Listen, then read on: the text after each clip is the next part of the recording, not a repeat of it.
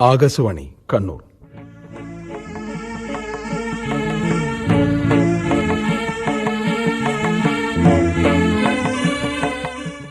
അവസാനത്തിന്റെ ആരംഭം.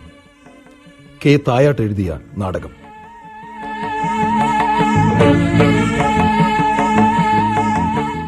ശബ്ദം നൽകുന്നവർ: P. K. Raghavan, T. Venugopalan, K. V. Ramachandran, M. S. Vasudevan, A. V. Lakshmi, Rajitha Madhu, Thankamani Sasheendran. സംവിധാനം എസ്. ചന്ദ്രൻ.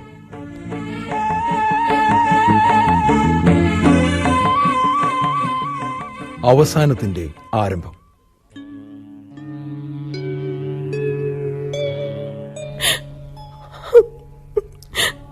ദ്രൗപദി, ഗാന്ധാരി ദേവി ഏത് സമയത്തും പുറത്തേക്ക് എഴുന്നള്ളും.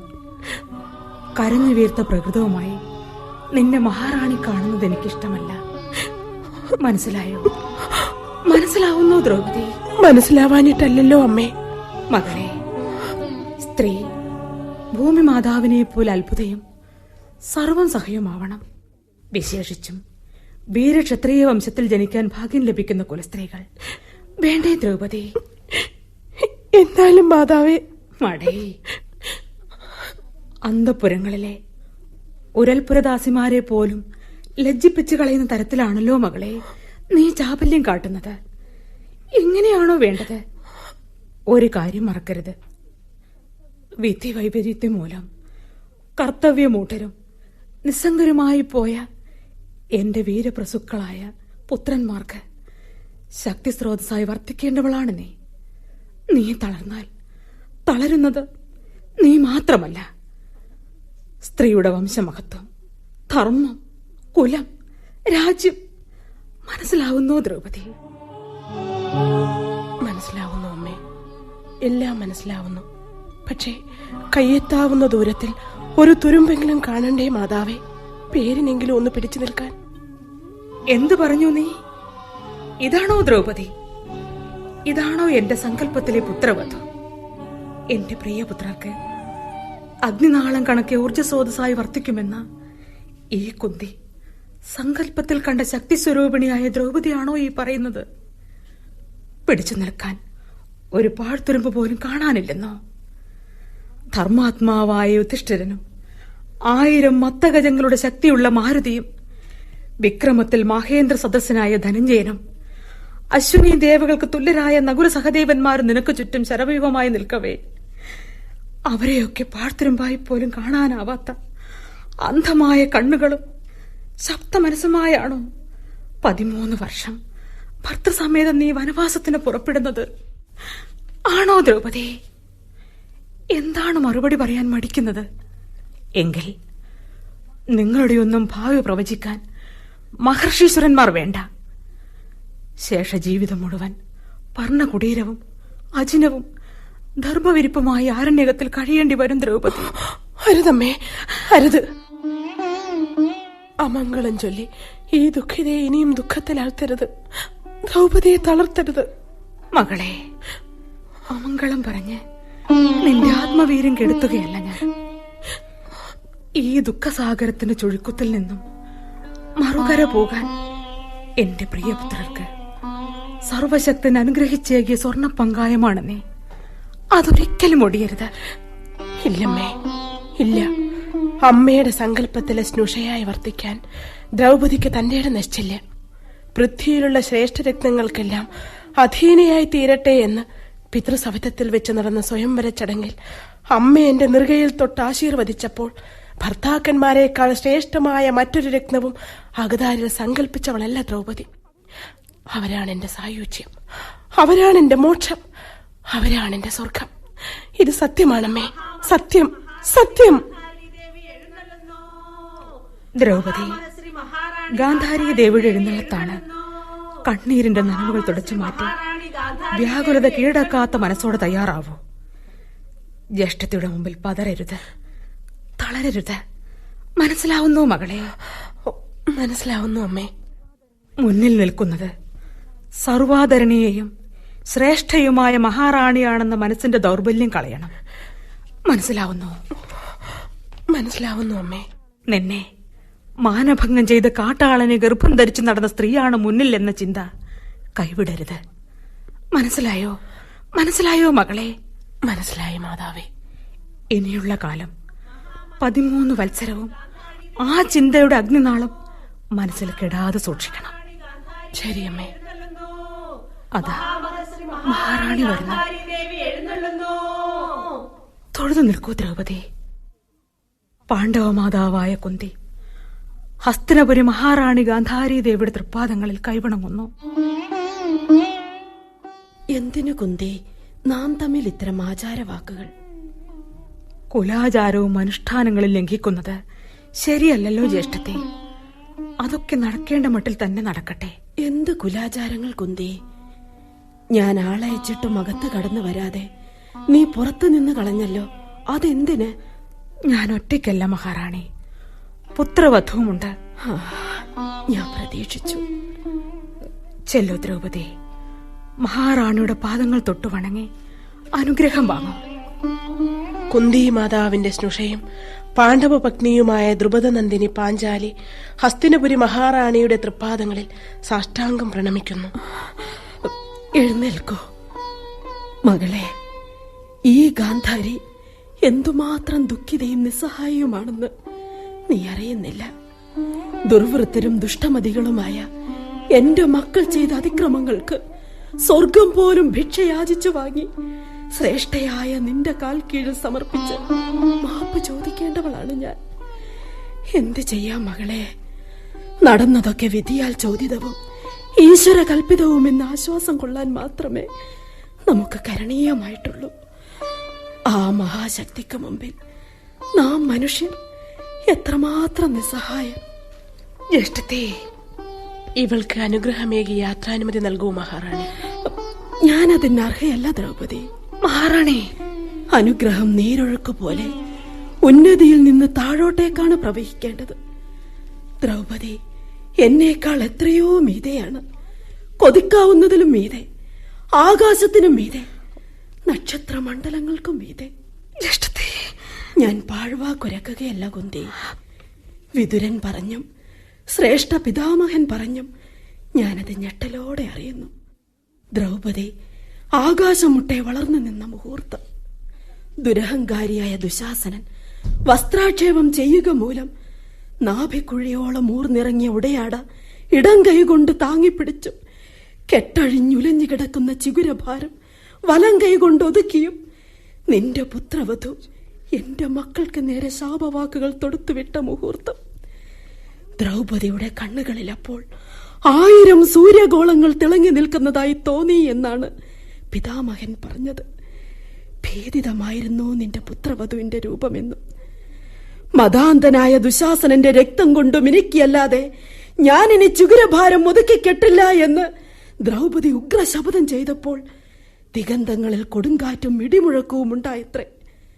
കുന്തിയെ, മിതഭാഷിയും സത്യവ്രതനും വളച്ചുകെട്ടലില്ലാതെ വാക്കുകൾ ഉച്ചരിക്കുന്നവനുമായ ഭീഷ്മ പിതാമഹന്റെ മുഖത്ത് നിന്നല്ല ഈ വാക്കുകൾ ഗാന്ധാരി കേട്ടതെങ്കിൽ ഏതോ കുൽസിത വൃത്തികൾ പറഞ്ഞു പരത്തുന്ന പൊയ്ക്കഥകളായി കണക്കാക്കി ഞാൻ ആശ്വാസം കൊള്ളുമായിരുന്നു അനിയത്തി. ദ്രൗപദി എന്താ ഒന്നും മിണ്ടാത്തത്? അവൾ എന്ത് മിണ്ടാനാണ് ജ്യേഷ്ഠത്തെ? നിനക്കുമില്ലല്ലോ കുന്തി മിണ്ടാട്ടം. ദ്രൗപദിയെ ആശീർവദിച്ച് പോകാൻ അനുവാദം നൽകൂ മഹാറാണി. എന്നെ കൊണ്ട് അനുഗ്രഹിപ്പിച്ചേ അടങ്ങൂ എന്ന വാശിയാണല്ലോ കുന്തി നിനക്ക്. ജ്യേഷ്ഠത്തെ,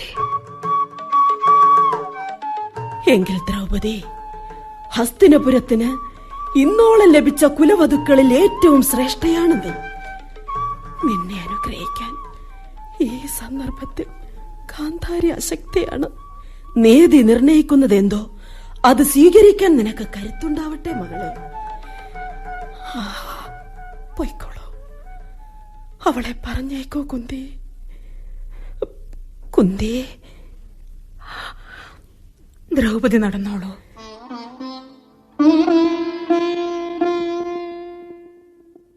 നിന്റെ പുത്രവധുവിന്റെ മുമ്പിൽ ഞാൻ വല്ലാതെ ചെറുതായി പോയേ കുന്തി. ഒരിക്കലുമില്ല ജ്യേഷ്ഠത്തെ. ഈ രംഗം നിനക്കൊഴിവാക്കാമായിരുന്നില്ലേ? ഇങ്ങനെ ചെയ്യാനാണ് കുന്തിക്ക് തോന്നിയത്. ഞാൻ നിസ്സഹായിയും നിസ്സാരയുമാണെന്ന് കാട്ടിക്കൊടുക്കാനോ? മഹാറാണി, എന്തിനിങ്ങനെ അമംഗളം പറഞ്ഞ് ഈ കുന്തിയെ കൂടുതൽ അസ്വസ്ഥയാക്കുന്നു? ക്ഷത്രിയ വനിതകൾക്ക് നോക്കിക്കണ്ട് വിസ്മയം കൊള്ളാനുള്ള പ്രകാശഗോപുരമാണ് ഗാന്ധാരി ദേവി. സാനുക്കളിൽ എവിടെയോ ഒരു കറുകനാമ്പ് വിറകൊള്ളുന്നത് കണ്ട് ഹിമശൈലം ഞെട്ടേണ്ടതില്ല. അങ്ങ് ദ്രൗപദിയെ യഥോചിതമായ വാക്കുകൾ കൊണ്ടാണ് അനുഗ്രഹിച്ചിരിക്കുന്നത് എന്ന് കാണാൻ മാത്രം ഉൾക്കാഴ്ച നശിച്ചവളല്ല ഈ കുന്തി. മുങ്ങിത്താഴ്ന്ന എന്റെ മനസ്സിന് പിടിച്ചു നിൽക്കാനുള്ള ഒരു പിടിവള്ളിയാണ് എന്റെ പുത്രവധുവിന് നൽകിയ അർത്ഥവത്തായ അനുഗ്രഹത്തിലൂടെ മനസ്സുനിയായി അങ്ങ് നീട്ടിത്തന്നത്. ഞാൻ വിട ചോദിക്കുന്നു മാതാവേ, യാത്രാനുമതി നൽകിയാലും. പക്ഷെ അനിയത്തി, എന്താണ് മഹാറാണി? പലതവണ പറഞ്ഞയച്ചിട്ടും അകത്തേക്ക് കടന്നു വരാതെ പുത്രവധുവുമായി പുറത്തളത്തിൽ നിന്നുകൊണ്ട് തന്നെ എന്നെ സന്ധിക്കണമെന്ന് ശാഠ്യം പിടിച്ചു കളഞ്ഞല്ലോ നീ. ഞാൻ എന്ത് തെറ്റ് ചെയ്തു ഇതിനു മാത്രം? എന്താണ് മറുപടി പറയാത്തത്? അറിഞ്ഞുകൊണ്ട് ഒരു തെറ്റും ഞാൻ നിന്നോട് ചെയ്തില്ലല്ലോ കുന്തി. മക്കൾ അന്യോന്യം വൈര്യം ഒത്തു മത്സരിക്കുന്നു എന്ന് വെച്ച് അമ്മമാർ തമ്മിൽ വേണ്ടതുണ്ടോ വൈരാഗ്യം? വേണോ കുന്തി? അനിയത്തി, നമുക്കിടയിൽ മതിലുകളില്ല, അത് പാടുമില്ല. അങ്ങനെയല്ലേ വേണ്ടത്? പറയോ? ഉത്തരം മുട്ടി മൗനം കൊള്ളുകയല്ല ഞാൻ. എങ്കിൽ മടി വേണ്ട, കുന്തി പറഞ്ഞോളൂ. എന്തായിരുന്നു അകത്ത് കടക്കാൻ തടസ്സം? കാവൽക്കാരിൽ ആരെങ്കിലും തടഞ്ഞോ കുന്തിയെ? ഇല്ല. ദ്രൗപദി ഇഷ്ടപ്പെട്ടില്ലേ? ചോദിച്ചില്ല. പിന്നെ എന്ത്? കൊട്ടാരത്തിനകത്തേക്ക് കടക്കാൻ പദമൂന്നി നിന്നതായിരുന്നു കുന്തി. എന്നിട്ട് പെട്ടെന്നാണ് മനസ്സ് ഞെട്ടിയത്. അപമാനിതയായ പുത്രവധുവിന്റെ കണ്ണീരും പീഡനത്തിന്റെ സ്വേദബിന്ദുക്കളും വീണ് കൊട്ടാരത്തിന്റെ അകത്തളം പങ്കിലമാണല്ലോ എന്നോർത്ത് ഞെട്ടി. കുന്തി, എനിക്ക് കാൽ കുഴഞ്ഞു. നിർത്തൂ കുന്തി, മതി. കുന്തി, അപമാനമേറ്റത് ദ്രൗപദിക്കല്ല, നീയും ഞാനും അടങ്ങുന്ന സ്ത്രീവംശത്തിന്, സ്ത്രീ മഹത്വത്തിന്, ശ്രേയസ്കരമായ കുരുവംശത്തിന്റെ മാതൃകത്തിന്, അതിക്രമികളും അനർത്ഥകാരികളുമായ കിരാത സദൃശരായ മക്കൾക്ക് ജന്മം നൽകിയ ഈ ഗാന്ധാരിക്ക് അല്ലേ കുന്തി? അല്ലേ? എനിക്കറിയില്ല മഹാറാണി. കുന്തി, നിന്റെ കഥന സമുദ്രത്തിന്റെ ആഴം എനിക്കളക്കാവതല്ല. നിന്നെ ആശ്വസിപ്പിക്കാൻ ഇവൾ അശക്തിയുമാണ്. പക്ഷേ നിന്നേക്കാൾ ദുഃഖഭാരം പേരെ മുതുകൊടിഞ്ഞു നടക്കുന്നവളാണ് ഈ ഹസ്തിനപുര മഹാറാണി. മക്കളുടെ മുമ്പിൽ ഞാൻ തോറ്റ ദൈവമാണ്. അനർത്ഥകാരികളെന്നും അതിക്രമികളെന്നും കിരാതരെന്നും വിശേഷിപ്പിച്ചെങ്കിലും നൊന്തുപെറ്റ മാതാവിന് സ്വന്തം മക്കളെ കാട്ടിലുപേക്ഷിക്കാൻ പറ്റുമോ? പറയൂ കുന്തി. അമ്മക്ക് കുഞ്ഞിനേക്കാൾ വലുതല്ല ദൈവം പോലും. അതല്ലേ ശരി? അവർ കൈനീട്ടി നൽകുന്ന വിഷം പോലും ദേവോച്ഛിഷ്ടമെന്നോ അമൃതമെന്നോ നണ്ണി വാപിളർന്ന് വിഴുങ്ങേണ്ടി വരും. അതിന് വൈമുഖ്യം കാട്ടുന്ന മാതാക്കൾക്ക് ജീവിത സാഫല്യമില്ല അനിയത്തി, മോക്ഷവുമില്ല. അതല്ലേ സത്യം? അല്ലേ? പറയൂ, ഈ ഗാന്ധാരിക്ക് പിഴവ് പറ്റിയോ? ദുശകുനവും കൊണ്ട് പിറന്ന എന്റെ സീമന്തപുത്രനെ പൊക്കിൽ കൊടിയുടെ നനമുണങ്ങും മുമ്പ് ഘോരവനത്തിലെ കാട്ടുപക്ഷികൾക്ക് കൊത്തിപ്പറിക്കാൻ വലിച്ചെറിഞ്ഞു കൊടുക്കാത്തത് ഈ ഗാന്ധാരിക്ക് പറ്റിയ അബദ്ധമായിരുന്നോ? വിവരദോഷമായിരുന്നോ? അന്ധമായ ഈ അമ്മയുടെ മൂഢസ്നേഹമാണോ ഈ വിപത്തുകൾക്കൊക്കെ മൂലകാരണമായത്? പറയൂ കുന്തി, പറയൂ. നീയും ഒരമ്മയല്ലേ? എനിക്ക് തെറ്റിയോ കുന്തി? കുന്തി, കുന്തി, ഞാൻ തെറ്റ് ചെയ്തവളാണോ? ജ്യേഷ്ഠത്തെ, മറുപടി പറയാൻ ഞാൻ ആളല്ല. ഞാൻ അജ്ഞ, ദുഃഖിത, വെളിച്ചവും കൂടും തേടി അലഞ്ഞു നടക്കാൻ വിധിക്കപ്പെട്ട നിരാധാര, ജീവിതസാഗരത്തിൽ പങ്കായം നഷ്ടപ്പെട്ടവൾ, മക്കൾ എന്ന ദുഃഖവുമായി മുതുകൊടിഞ്ഞു കുത്തിയ അമ്മ. എനിക്ക് എന്റെ വഴി തേടി അലയേണ്ടതുണ്ട് ജ്യേഷ്ഠത്തെ. കനിവുണ്ടായി യാത്രാനുമതി നൽകൂ. കുന്തി വിട ചോദിക്കുന്നു. കുന്തി, നീ എന്താണിങ്ങനെ യാത്രാനുമതി ചോദിക്കാതെയും അനുഗ്രഹം വാങ്ങാതെയും പുത്രവധുവിന്റെ കണ്ണീർ വീണ അകത്തളത്തിലേക്ക് നിന്നെ പിടിച്ചിഴച്ച് കൊണ്ടുപോകുമെന്ന് ഭയന്നിട്ടോ? പാവം കുന്തി, അത്ര വിവേകം നശിച്ചവളല്ലോ കുന്തി ഞാൻ. ഗാന്ധാരി, ഗാന്ധാരി, ഗാന്ധാരി. എന്നാലും കുന്തി, ദ്രൗപദിയെ നീ എന്റെ മുമ്പിൽ അനുഗ്രഹത്തിനെന്നും പറഞ്ഞ് കൊണ്ടുവരരുതായിരുന്നു. ഗാന്ധാരി, ഗാന്ധാരി. ഓ മഹാരാജാവോ? എത്ര നേരമായി ഒച്ചയിടുന്നു, നീ കേട്ടില്ല അല്ലേ? കേട്ടില്ല. മരിച്ചു കിടക്കുന്നവരാണെങ്കിൽ പോലും ഞെട്ടി ഉണരും വിധമാണല്ലോ ഞാൻ വിളിച്ചു കൂവിയത്. ഞാനും മരിച്ചു പോയിരുന്നു മഹാരാജൻ. അങ്ങയുടെ ശബ്ദമാണ് മൃത്യുകരങ്ങളിൽ നിന്നും എന്നെ തട്ടിപ്പറിച്ചു കൊണ്ടുവന്നത്. ആ, വിളിച്ചതെന്തിന്? പുറത്തിറങ്ങി നിന്ന് കളഞ്ഞതെന്ത്? വെറുതെ. ഞാൻ അന്വേഷിച്ചു തുടങ്ങിയപ്പോൾ പുറത്തിറങ്ങി നിന്ന് കളഞ്ഞു, അങ്ങനെയാണോ? അല്ല ഗാന്ധാരി, നീ എന്നിൽ നിന്നും ഒളിച്ചോടാൻ ശ്രമിക്കുന്നു.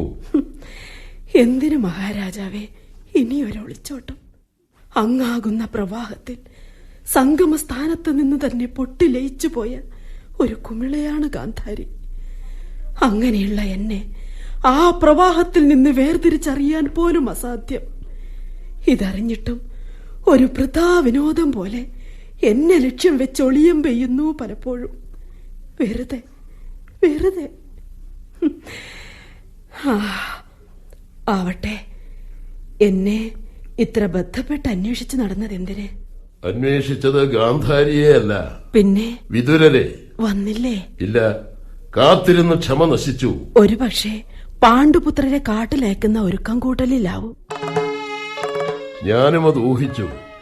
ചോറിങ്ങും കൂറങ്ങും എന്ന മട്ടുകാരനായിരിക്കുന്നു ഗാന്ധാരി വിതുരൻ. അയാളെ വിശ്വസിക്കാൻ പറ്റില്ല. വെറുതെ സംശയിക്കുകയാണ്. അല്ല ഗാന്ധാരി, നിഷ്പക്ഷതയും നിസ്സംഗതയുമൊക്കെ വിതുരന്റെ പൊയ്മുഖം മാത്രം. അയാൾ എന്നും പാണ്ഡുപുത്രരുടെ പാളയത്തിലാണ്. മഹാരാജൻ, സംശയിച്ചു തുടങ്ങിയാൽ ആരെയും വിശ്വസിക്കാൻ വയ്യാതാവും. അതൊരു വിഭ്രാന്തിയായി മാറും. വിതുരൻ ശ്രേഷ്ഠാത്മാവാണ്. നീതിധർമ്മങ്ങളോട് കൂറും ബഹുമാനവും പുലർത്തുന്ന പണ്ഡിത വരേണ്യനാണ്. അങ്ങ് അയാളെ വൃഥാവിൽ സംശയിക്കുന്നു. അങ്ങനെയല്ല ഗാന്ധാരി, സുയോധനൻ പറഞ്ഞും ഞാൻ അറിയുന്നു. കുന്തിപുത്രരോട് പ്രത്യേക വാത്സല്യമാണ് വിതുരന്. മഹാരാജാവേ, മകനെന്ന് വെച്ച് സുയോധനന്റെ എല്ലാ അഭിപ്രായവും മുഖവിലക്കെടുക്കരുത്. അവൻ അമ്മേ. സുയോധന, ഇത്രയും ധിക്കാരമോ നിന്റെ ശബ്ദത്തിന്? മകൻ അമ്മയെ വിളിക്കേണ്ട രീതിയാണോ ഇത്? അല്ല, അമ്മയെ വിളിക്കേണ്ട ശൈലി മക്കളെ ആരും ചൊല്ലിക്കൊടുത്ത് പഠിപ്പിച്ചില്ല.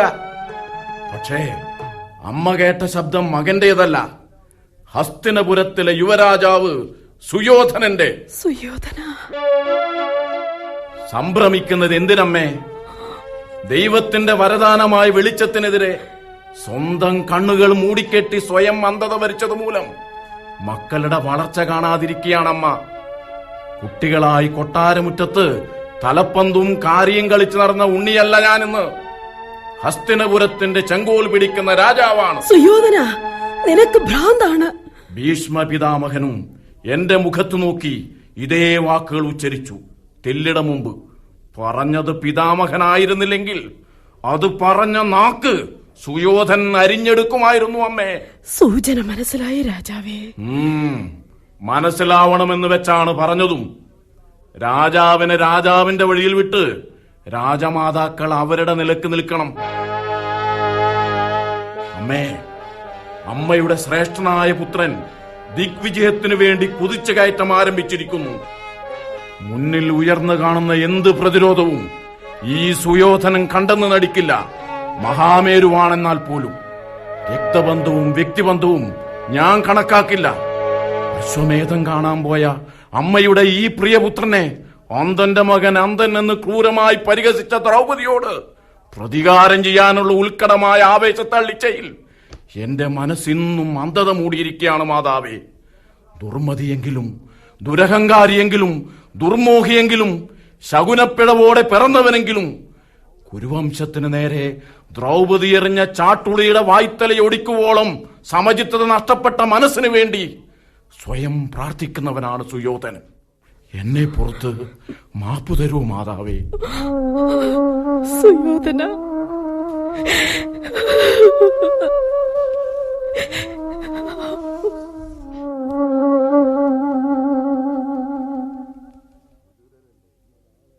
വിതുരരല്ലേ? അതെ. ഇന്നലെ ആളയച്ചു. ഏറെ നേരം കാത്തുനിന്നു, വന്നു കണ്ടില്ല. കുന്തിപുത്രരെ വളരെ ദൂരം അനുയാത്ര ചെയ്തെന്ന് കേട്ടു. കേട്ടതു ശരിയാണ് മഹാരാജൻ. കുന്തി വിതുരഗ്രഹത്തിലാണെന്നും കേട്ടു. അതും ശരിയാണ്. പക്ഷേ വിതുരർ ആ കാര്യം എന്നിൽ നിന്നും മറച്ചുവെച്ചു. ഒരിക്കലുമില്ല. ഇന്നലെ മാത്രമാണല്ലോ പാണ്ഡുപുത്രർ പോയത്. കുന്തിയെ വിതുരഗ്രഹത്തിൽ താമസിപ്പിക്കാൻ 2 നാൾ മുമ്പ് തന്നെ യുധിഷ്ഠിരാദികൾ തീരുമാനിച്ചിരുന്നതായാണല്ലോ വിതുരരെ അറിവ്. എന്തോ എനിക്കതറിയില്ല. വിതുരരെ, എനിക്ക് താങ്കളുടെ ബഹുമാനമാണ്. ലോഭമോഹാദികൾക്ക് അതീതനാണ് താങ്കളെന്നും എനിക്കറിയാം. അത് കാരണം ഞാനും ഗാന്ധാരിയും അങ്ങേ വിശ്വസിച്ചു. പക്ഷേ താങ്കൾ പാണ്ഡവപക്ഷത്താണെന്ന് സുയോധനൻ പറഞ്ഞപ്പോൾ സൂചന അതിനനുകൂലമാണ്. ഞാൻ ഏത് സ്വീകരിക്കണം? യുക്തമെന്ന് തോന്നുന്നത് സ്വീകരിക്കണം രാജൻ. വിതുരനെ പോലെ അല്ലേ? ക്ഷമിക്കണം മഹാരാജാവേ, അങ്ങൊരു ചപലനെപ്പോലെ സംസാരിക്കുന്നു. ചാപല്യം മനുഷ്യന്റെ കൂടപ്പിറപ്പാണല്ലോ വിതുരരെ. ഇരിക്കട്ടെ, പാണ്ഡുപുത്രരെ താങ്കൾ അനുയാത്ര ചെയ്യവേ യാത്രാവേളയിലുടനീളം അവർ വാവിട്ട് കരഞ്ഞു എന്ന് കേട്ടു. ശരിയാണോ? ശരിയല്ല. ഹസ്തിനപുരം കരഞ്ഞു. അവരെ അനുയാത്ര ചെയ്ത പൗരവൃന്ദവും മാറത്തടിച്ചു വിലപിച്ചു. കഷ്ടമായി വിതുരരെ. പൗരവൃന്ദം എന്നെ ശപിച്ചു കാണും. അങ്ങയെ ശപിച്ചില്ല, അങ്ങയുടെ പുത്രന്മാരെ ശപിച്ചു. ദുര്യോധനനെയും ദുശ്ശാസനെയും പേരെടുത്ത് വിളിച്ചുകൊണ്ട് ശാപവാക്കുകൾ എറിഞ്ഞു. എന്റെ മക്കൾ ഭാഗ്യഹീനരാണ് വിതുരരെ. സർവനാശത്തിന്റെ ഈ മഹാഗർത്തത്തിൽ നിന്നും അവരെ കരകയറ്റാൻ സർവരക്ഷകനായ ജഗന്നിയന്താവിന്റെ കരങ്ങൾക്ക് കൂടി ഇനി ശക്തി പോരാതാവുമോ എന്നാണ് എന്റെ ഭയം. ആട്ടെ, പാണ്ഡുപുത്രന്മാർ കരഞ്ഞില്ലെന്ന് പറഞ്ഞു. പിന്നെ അവരുടെ പ്രകൃതം എന്തായിരുന്നു?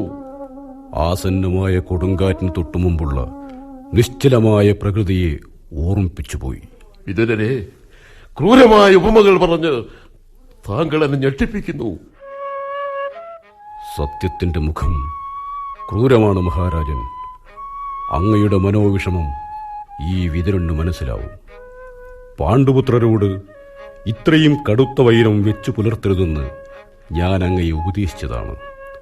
കള്ളച്ചൂതു കളിക്കാൻ യുധിഷ്ഠിരനെ പ്രലോഭിപ്പിച്ചു കൊണ്ടുവരാൻ 2ാം തവണയും അങ്ങ് എന്നെ നിയോഗിച്ചപ്പോൾ സ്വപുത്രന്റെ കയ്യിലെ ചരടിന്റെ മുറുക്കത്തിനൊത്ത് ചാഞ്ചാടുന്ന മരപ്പാവയായി അങ്ങ് വർത്തിക്കുന്നതിനെതിരെ ഈ വിതുരൻ മുന്നറിയിപ്പ് നൽകി.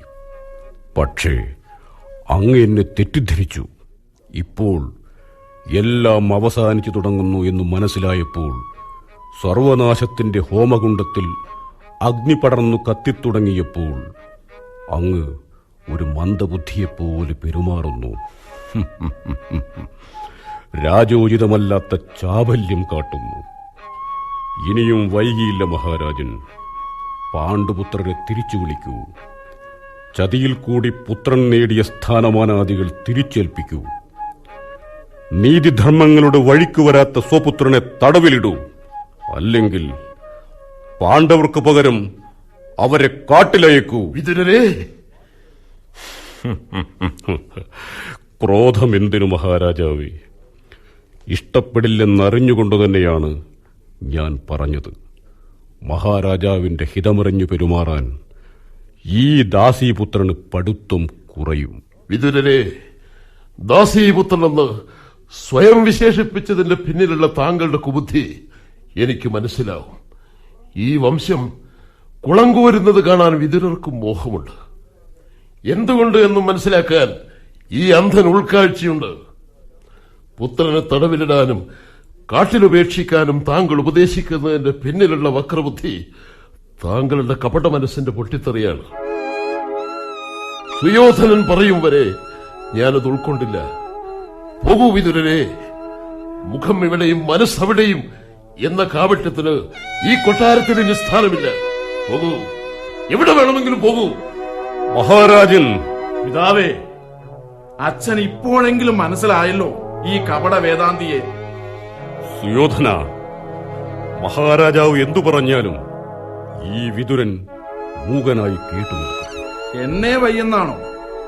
മഹാരാജാവേ, ഈ കൊട്ടാരത്തിൽ ഇനിയൊരു തത്വജ്ഞാനി നമുക്ക് ആവശ്യമില്ല. ഹസ്തിനപുരത്തിനെതിരെ ഉയരുന്ന ദുഷ്ടഹസ്തങ്ങളെ അരിഞ്ഞു വീഴ്ത്താൻ കരുത്തുള്ള ദീർഘബാഹുക്കളാണ് ആവശ്യം, ഉരുക്കുമുഷ്ടികൾ.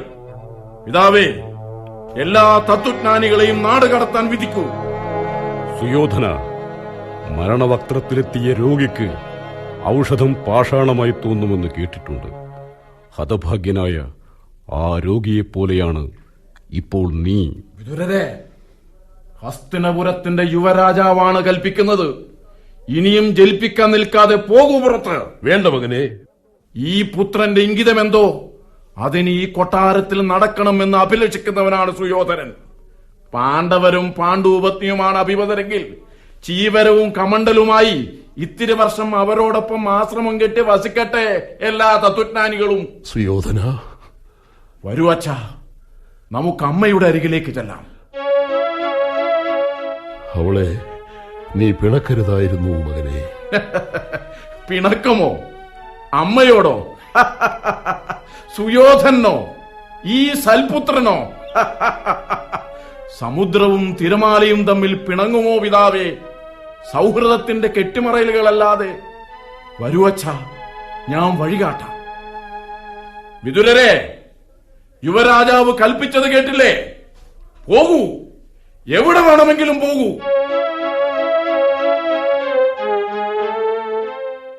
എങ്ങോട്ടാണ്? ഓ ഭീഷ്മാചാര്യരോ, സ്വസ്തി. സ്വസ്തി, സ്വസ്തി. എങ്ങോട്ടേക്കാണ് യാത്ര? തീരുമാനിച്ചില്ല. തൽക്കാലം സ്വഭവനത്തിലേക്ക്. വിതുരരെ, ഞാനെല്ലാം കേട്ടു. ഇടയിൽ കടന്നുവരാൻ ഉദ്യമിച്ചു ആദ്യം, പിന്നെ വേണ്ടെന്ന് വെച്ചു. കേൾക്കൂ വിതുരരെ, കൊല്ലും മുമ്പ് പാപികളെ ദൈവം ഭ്രാന്ത് പിടിപ്പിക്കുന്നു എന്നൊരു ചൊല്ലുണ്ട്. ആ ഭ്രാന്താണ് സുയോധനന്. ദുർബല വികാരങ്ങളുടെ തടവുപുള്ളിയായ മഹാരാജാവിനാണെങ്കിൽ മനോവിഭ്രാന്തി. ഇത്തരുണത്തിൽ രാജാവിനെയും രാജ്യത്തെയും സ്ഥിരചിത്തതയുള്ളവർ ഉപേക്ഷിക്കുന്നത് ധർമ്മമല്ല. വയ്യ ഗുരുദേവ, വയ്യ. ഇല്ല വിതുരരെ, വളരെ നാളുകളൊന്നും കാത്തിരിക്കണ്ട. അവസാനത്തിന്റെ ആരംഭം കുറിച്ചു തുടങ്ങി. നാമടക്കം ഹസ്തിനപുരം ഒരു മഹാപ്രവാഹത്തിന്റെ കുത്തിയൊഴുക്കിലാണ്. ഒന്ന് കലങ്ങിത്തെളിയുവോളം ഈ പ്രവാഹം നിൽക്കില്ല. അതിലെ പുൽത്തുരുമ്പുകളോ നീർക്കുമിളകളോ ആണ് നാമെല്ലാം.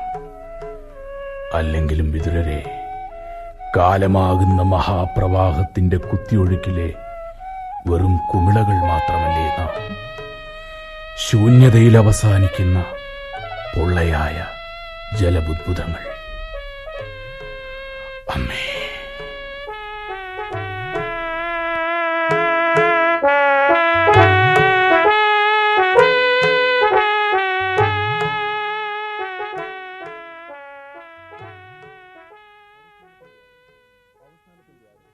അവസാനത്തിന്റെ ആരംഭം കെ തായാട്ട് എഴുതിയ നാടകം സമാപിക്കുന്നു.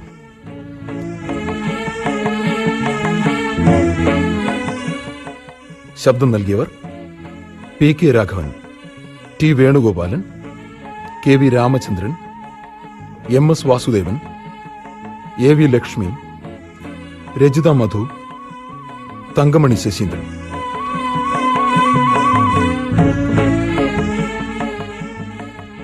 സംവിധാനം എസ് ചന്ദ്രൻ.